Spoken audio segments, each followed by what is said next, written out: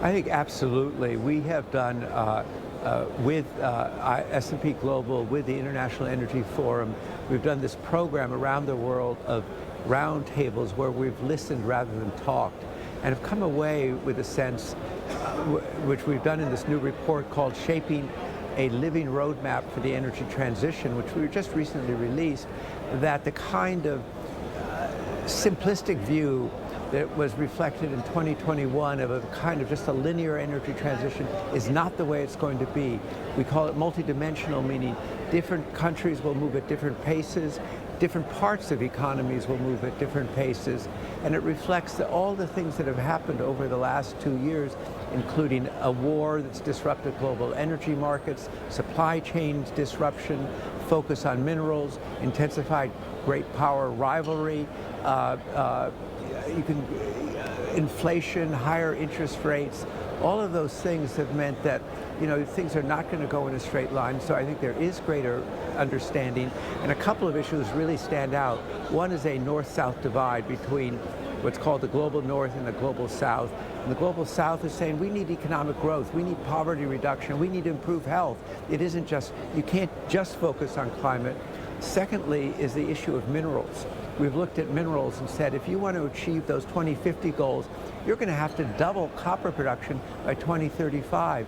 It takes 20 years to bring a new mine on, and so there are a lot of constraints there. So I think that even while ambition is stronger and commitments are stronger, at the same time there's a recognition this is a much more challenging thing than just sort of drawing a scenario and saying, we're going to get from here to there by 2050.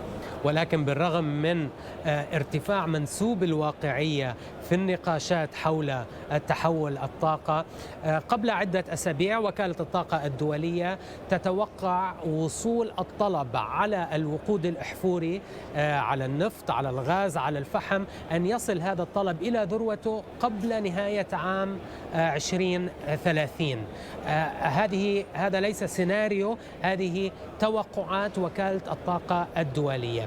عندما تنظر إلى هكذا نوع من تنبؤات، ماذا يتراود إلى ذهنك؟ Projections of the IEA change from year to year is the first thing. Secondly, we've seen substantial growth in oil demand since they did their 2021 scenario.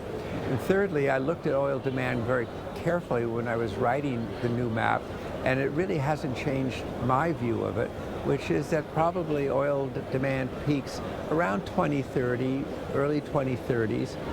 It doesn't collapse, it just peaks and then begins a sort of decline, sort of gradual decline. But I think it sort of starts to become gamemanship, trying to say, it's going to be 2027 instead of 2029.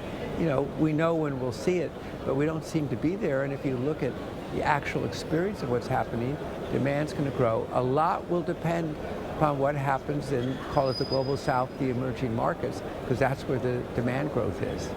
And remember in 2019 or 2020, people said at that point that maybe oil demand had peaked, and yet it's not peaked. So I think you can't look at this just from the viewpoint of Western Europe. You have to look at it from the viewpoint of the world.